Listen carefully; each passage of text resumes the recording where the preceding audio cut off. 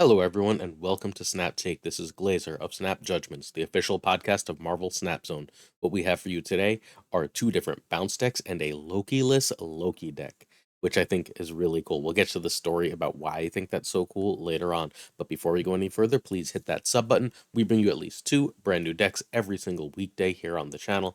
Very often, we're bringing you three decks along with multiple segments in between. Things like shop guides, things like Marvel Snap Pro Tips. We've got you covered for everything you need in Marvel Snap, whether you're just trying to grow your collection or whether you want to hit infinite, whether you want to climb to high infinite, get those infinity borders.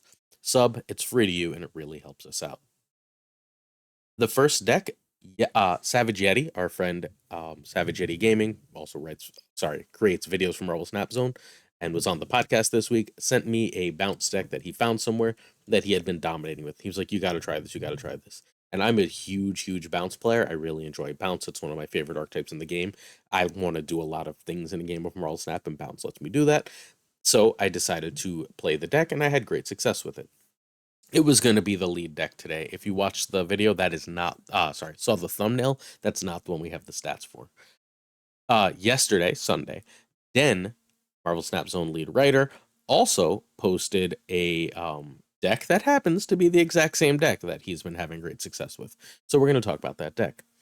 Then we're going to give you a last day Gladiator review. This is the last full day you can buy Gladiator or get him in Spotlight caches, as the case may be, directly like as the Spotlight in the shop or from Spotlights. So, should you? The next deck is from a player named Benjamin Roller. Benjamin Twitch streams other games, but also plays and hits Infinite Marvel Snap. This is his Infinite deck. Its stats are through the roof. That's the one you can find. It is another move deck. Wild. The first one is Bounce and Move, I guess, technically. Twitter.com/BenjaminRoller. Next is decks you need to know right now. I took a look at the most played decks pre and post Infinite, just so you have some idea what you're going to be queuing into when you queue up a game of Marvel Snap. Then we're going to look at Tintin's deck. Tintin sent me this deck on Bootman's Discord and had great success with it. You can find Bootman if you're interested at youtube.com/Bootman. Then we're going to look at my shop for the day and be out. That'll be today's video. And don't forget, tomorrow's video will be all about the new card, Annihilus. This is Bounce Move 64. 64 because of the 64% win rate, and 60 when you stick a 64 at the end of something because I'm old, I go Nintendo 64, that new and modern system. All right, this is Bounce Move 64. It is basically trying to make yourself a giant Human Torch, but keep it safe until the end of the game. At the same time, it's making you a giant werewolf by night. Bishop grows passively at this point, and Elsa Bloodstone adds an extra power here or there to help you in the game. That's the basic gist. Nothing fancy here, right? Okay, Werewolf is the most important card in the deck. Don't play without Werewolf. This deck is wildly inconsistent without it. Its consistency, its win rate comes from having Werewolf. Next, Ghost Spider or Nico can be Doctor Strange, but you absolutely need one of the two. You cannot survive without either. I'm not sure if I'm not just going to replace Elsa with Doctor Strange. I was not using Elsa often, but Elsa's still really good. She also may be better as Shang-Chi, according to Den, but if I wanted a tech card, I'd probably play Shadow King for the extra cheapness of the card. So, Yeti told me this was great, then Den posted it. 64% in 110 games, according to Untapped so far. So, I use Marvel Snap Zone for almost everything, but because Untapped has the larger sample size, we're going to use it. We tend to use it for our data, unless someone posts their individual data, which is obviously preferable. All right, turn 1, Iceman's better than Forge unless you have Torch. Turn 2, Elsa unless Bounce. Turn 3, Werewolf is better than Bishop. Turn 4, Bishop and a 1 unless you have good Bounce. Turn 5, Bishop and Bounce stuff. But if you've bounced your Torch combo, save it. We'll get to the Torch combo in a minute. 6, finish replaying your hand. Save one more on reveal for after Ghost Spider. So the Torch combo goes Fist, Torch, Ghost Spider. If you do that twice, you have a 2, 4, 8, 16, 32 power Torch that ends up probably winning a lane, let's be honest. And then you want to save one more on reveal for after you're done with that to pull your Werewolf by Night elsewhere. That is the Torch combo. You want to get that combo off twice in any given game. You can get to 64 power torches with Forge, but if you have all three, that's not totally necessary. You will occasionally just miss all three, though, right? So starting a Torch at 4 still usually lets him win a freaking lane, which is the goal here. It's worth noting that if you don't have Ghost Spider but do have Iron Fist, you can punch You can use Fist to summon your Werewolf by Night, right? To pull Werewolf by Night to Iron Fist, and then Torch is going to get punched elsewhere. The power of this deck is insane. Werewolf by Night becomes a 17, 20, 19, 20 power card relatively regularly with this kind of deck, right? And if you can get Werewolf that big, it's going to win a lane, and then your 32 power Torch wins another. You win the game of Snap. Okay, this is a quick variant look. The variants are going to be very similar between these two decks. We are sadly only at 3 hips here. We are 1 hip short of our goal, but hey, Bishop hip will show up at some point in my shop and I'll grab it. We've got Elsa, Falcon, and Beast as our hips here. I've got that Beast with a nice gold background. Falcon is relatively new, and I just didn't split Elsa. As always, we've got the Midnight Suns Nico in Everyday's deck. I bought this Iron Fist a couple weeks ago because I had a pixel. Decided I want to have a pixel. Let's go. I threw in the Mecha Iceman. Don't know why, just felt like it. I went with Human Torch. This is my favorite torch. Peach Momoko is a wonderful Ghost Spider, the best released Ghost Spider. X-Force Forge, the best Werewolf Steampunk Bishop, and of course the Pride Bundle America, which I also have with a gold background. New card review of Gladiator. Series 5, 6,000 tokens, or for one more day, Spotlight Caches on reveal. Add a card from your opponent's deck to their side of the location of this location. If it has less power, destroy it. Card is mid. Like, it's totally playable, right? Like, the beauty of Marvel Snap is that almost every card is playable. Something like 75% of the cards are playable in some deck or another. Gladiator has some okay decks, some decent decks, but nothing that's even like approaching meta. I would argue that the best Gladiator deck is a tier 3 deck, not even a tier 2 deck, and that deck is probably one of the junk decks or maybe one of the destroy decks. Either one of those decks are fine, right? Like, these are okay. This is an okay card. It's okay, especially in bounce, when you can like use Forge multiple times to make sure that Gladiator is big enough to usually kill the thing. But when you miss with it, it's like a huge miss, and the upside of hitting with it usually is not enough for it to really matter.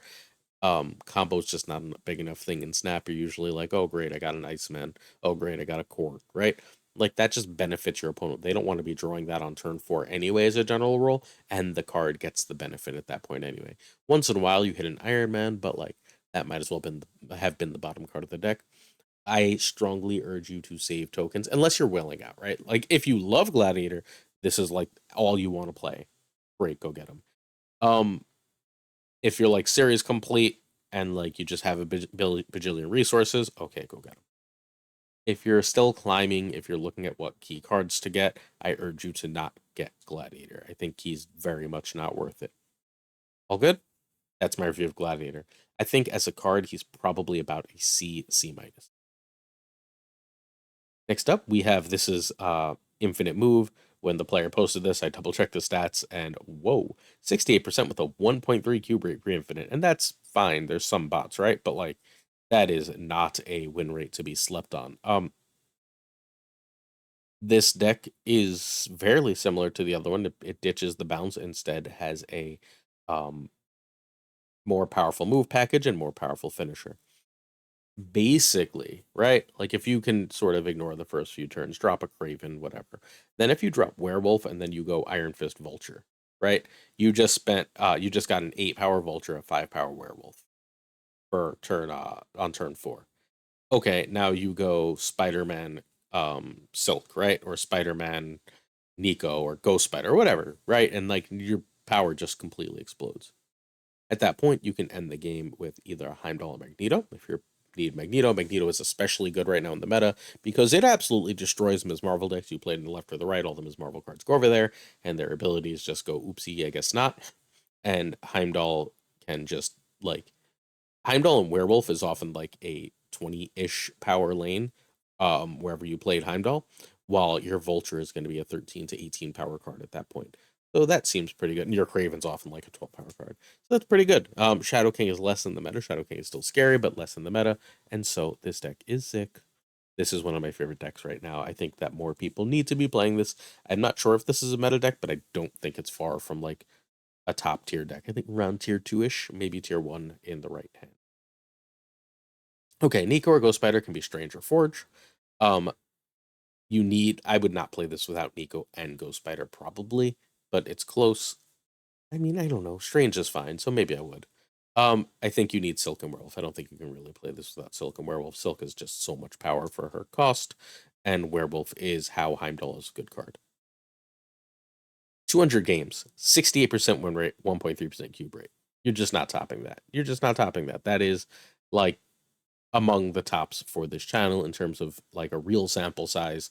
Um, According to Untapped, and I don't know if this is true, stats normalize at about 200 games. 68% win rate, 1.3 cube rate is bonkers for that many games, which means that more people need to try this. Turn 1, Iron Fist of Dagger. No Craven or Silken Hand. Craven is your priority on 2. Or pass. Turn 3 is Craven, better than Silk. Turn 3, Werewolf, better than Vulture. Turn 4, you either Iron Fist, Dagger, Ghost Spider, or do Vulture with one of the other moves, with Iron Fist or Ghost Spider. Turn 5, see above, you can do the same thing, but you can add in Spider, Vulture, and Cloak as a play. And then turn 6 is Magneto or Heimdall. Heimdall usually. Sometimes it's Spider-Man and something else, but like it's usually Magneto or Heimdall. Cool. This deck is nuts. Please, please, please play. All right. Variant talk. Let's take a look at which ones are different. We've got the 1602 Cloak and Dagger. Whenever they're together, I use the pair. I also use Craven and Silk Venomized when I have the pair. I think Venomized Craven with the just hair is completely freaking hilarious, and Venomized Silk is gorgeous. This is the only Vulture I have. It's perfectly fine. I've got this Spidey gold background. You love to see it. This Heimdall is amazing. It's my favorite Heimdall in the game. And sadly, this is a one-hip deck. I was going to use the white Magneto, and I decided, nope, gotta have at least one hip, so here we are. All right, decks you need to know. So what are the decks played pre-infinite, and what are the most decks played post-infinite? Your pre-infinite decks, the 5 most played decks, and like look at the sample size here. This is completely insane. For you'll see the post-infinite top out at almost 6K, and the pre-infinite tops out at 42K. All good. I'm checking your top played pre-infinite decks. I looked at 70 to 99 as my goal because that's when like you have less spots the closer you get to infinite. It seems like anyway, and that's where like people are like doing well, and that's like our goal to get up that high, right? So our most played deck is Sheena, which I would not have been my guess, but I guess it makes some sense because the only series 4 or 5 cards you really need for it is High Evolutionary, and that is 58% win rate with a 0.6 cube rate. That is among the top here. You'll note that the win rate for everything is 58 to 60%, so they're very close. Ms. Marvel, 40,000 games, 58% win rate, 0.53. Shuri, 29,000, so we're already down to 11,000 fewer players. 59% with a 0.51 cube rate. Darkhawk Dino, 27,000 with 60% and 0.47. That's the Ms. Marvel Darkhawk Dino deck that someone big featured recently. I don't remember who. And then the Guardians deck. That's the W deck that's running basically Ms. Marvel Lockdown, not Sandman Lockdown, regular Ms. Marvel Lockdown. 25,000 games, 59% win rate, 0.62. Please note that Guardians deck is where I would tell you to look if you're trying to hit Infinite and you have the cards for it. It is the 0.62 win rate means it's like that's enough better than the Darkhawk Dino, right? I would Shuri and Ms. Marvel are fine here, right? But the Guardians deck is where to go. Cool. Next up, we have post infinite decks. Note the significantly lower cube rate. If you're playing well, the cube rate should be lower. All good? Top players retreat more. Top players retreat for fewer cubes and gain fewer cubes when they win because they're playing other good people in that bracket. It's one of the big level ups you can have in Marvel Snap. So here we have 7 decks. This is honestly where my interest lies, but I know a lot of you are still trying to make Infinite, so we did the previous one. So that Guardians deck maintains its stellar stats. It's got the second best stats of anything here, tied for best, close enough to the best stats of anything here with the in almost 6,000 games, 56% win rate and 0.33 cube rate. It's probably the best deck in the game right now. We will feature that deck a little bit more, let's say Wednesday, just to make sure that everyone knows exactly what it is. But it's the Ms. Marvel Professor X deck that runs like Doom as a top end, that kind of thing. Cool. We've got Darkhawk Dino, which honestly shocked me to see it played this much at 4.6. So 56% win rate, right on par with Guardians. Again, a shock, but lower cube rate makes sense to me. It's got more explosiveness. It gets blown out more with things like Enchantress, where the Guardians deck can sort of just win through it because of Professor X. So there we are. Destroy. So destroy is actually the most played thing post Infinite because there's a 4.5 thousand play deck. There's also a 3.5 thousand, a 3,000, a 2.8 thousand. They're all like 2 or 3 cards different. They're all Deadpool destroy decks. They're all in the same vicinity of 54% win rate with a 0.25 cube rate, which is very good. The other versions are slightly lower, but like I think that's about what you could expect from this deck. It's fine. It's high variance. It wins a lot of cubes. It's got like a slightly lower win rate, right? In the top two, and a very, very slightly lower cube rate. The Sandman Ms. Marvel has a similar win rate with a low cube rate. So does the She-Not. That makes sense to me. Um, okay, here's my logic here. So the Sandman, you drop Sandman, they can't beat you, they run. You only get so many cubes, right? The She-Not, you drop Leech or play Magic, there's only and they go, oh, I can't beat that, and they just run. So both of those having low cube rates make sense. The Cerebro 5 being the same basic stats as the She-Not surprised me a little bit. Also, I did not know it was played that much. I never see this deck, so whatever my pocket meta is, I beat it once in a while, but it's very rarely up. And then like the second best stats, number 7, actually number 6 is number 7 would be another destroy deck, the 3.5 thousand. But Loki is right there. It is the highest win rate with the highest cube rate, but it is not played quite as much. Also, you would expect a lot of extra Loki decks here, and they're just not there. There's like a lot of Loki, but I think Loki is like localized to the top 500 a lot or so, and that means it doesn't have the same amount of games. Uh, Loki is, however, still, as we would all expect, the best stats of the extremely high play rate decks. Which means if you're pre-infinite and you have access to that Loki, I'd probably play it. Straight up, I'd probably play it. I just won an Infinity ticket with Lamby's Loki today, and well, okay. So I want to do my dailies. I don't play a lot of Loki. I've got a 90% win rate with Lamby's Loki, so I very rarely play it anymore. It just feels kind of unnecessary. I know what it is, and I have to test things for content, right? And I'm never gonna have enough time to grind to a high level, so I just sort of know I'm really good at that deck. It's a Lamby's Loki is the bounce version. So I accidentally pressed gold while I was trying to do my dailies. I was just gonna run through dailies using the million silver tickets I have and the whatchamacallit and proving grounds. But I hit gold and I was like, whatever. I'd need to hit play ones and play 1-5, and the bounce deck has a lot of ones, and I just as I was scrolling, I was actually looking for the Dark Rock bounce. I hit the lamp because I haven't played that in a little bit, so I got an easy infinity ticket. One of the decks I beat was the She-Not deck. It beats the crap out of the She-Not deck. Um, like really effectively. The werewolf just gets so freaking big, it's completely insane. There's the werewolf by night is like almost infinite sized right there, and then all you have to do is steal one of the other 2 lanes, and you're basically set, right? Like they don't know where the werewolf is gonna land. It can be a high variance matchup, but it's fine. Um, the Loki stuff beats Ms. Marvel. It runs Rogue. It has no real problem with that matchup. I also beat that, and then I won a Loki mirror. Those were the three. Shuri is a hard match, so you'll worry a little about that. Destroy is hit or miss. Can be hard, can be easy. Depends what you pull. You want a nice full hand when you do it. Although Rogue or Shang against Null and so on are really good. It's Loki's the best, and I think you should probably play Loki. If you don't want to play Loki, I'm going to urge you to play the Guardians deck. Note the Guardians is really high stats pre and post infinite. If you just want to play the best thing and get there, that's how I would go about it. But you also need to know what you're most likely to see. Make sure you're planning and playing against Destroy. So if you are playing one of those Guardians decks, take a look at either Cosmo or Armor or both. And then you just farm that Destroy matchup and enjoy your wins. You'll hit infinite. Cool. Next up, we have a deck called Tintin. Tintin sent me this on the Bootman Discord along with his win rate in quite a few games. I think that we're at like 70 or 80 here, which isn't 200, but it's still like a really good sample. If you play a deck 80 times, you know it well. So what I like about this deck is this feels like a Loki deck that just didn't bother to run, right? This is Loki-less Loki.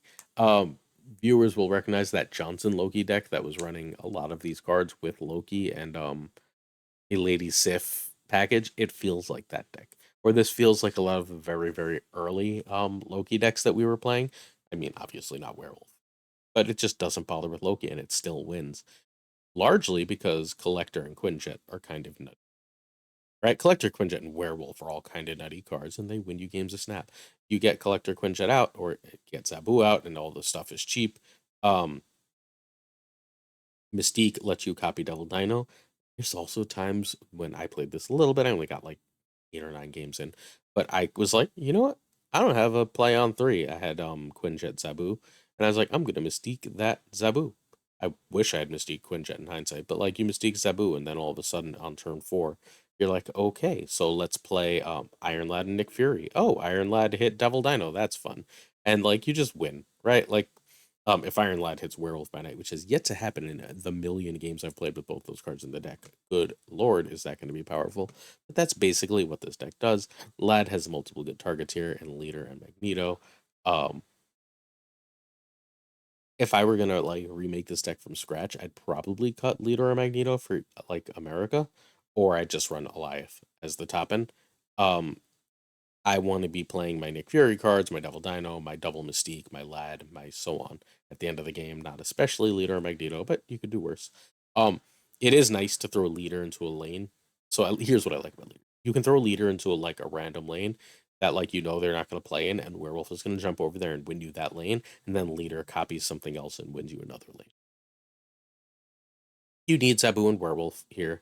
Um, I'd try She-Hulk over Lad if I didn't have Lad. I think She-Hulk is basically always a consideration in the Moon Girl deck. Excuse me. Sorry about that, everybody. All right, Loki with no Loki. Quinjet, then Collector is better than Zabu. Werewolf, if the play is right, Mystique on Zabu or Quinjet, it's perfectly fine.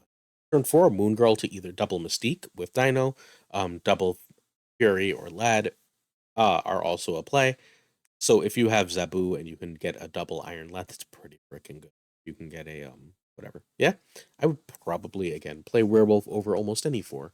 But double Devil Dino, a Devil Dino on turn 5, a Devil Dino on turn 6 is extraordinarily powerful. You can also go Devil Dino into Leader, Magneto, or Mystique and Moon Girl. Just Moon Girl into the game for extra power on Collector, and growing your Dino is pretty damn big, especially when you've basically got double Dino through Mystique.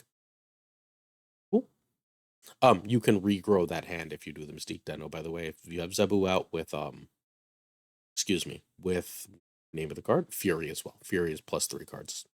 That does the job reasonably well there too. Alright, variant time. Finally, a real number of hips. We've got Collector, Zabu, Fury, Lad, Leader, Magneto. 6 hips, you love to see it. We've got our Quinjet that we run basically whenever there's no Ghost Rider because I like to watch the propellers go. We've got a double Peach Momoko in both Mystique and Shang-Chi here. The Werewolf we talked about earlier. This is the Twitch Drop Moon Girl. I like to run the Cozy Devil Dino when I can. That's the deck. Cool. This one's real pretty. I like it a lot. I mean, this deck is also just really right. Like, don't be afraid to play this.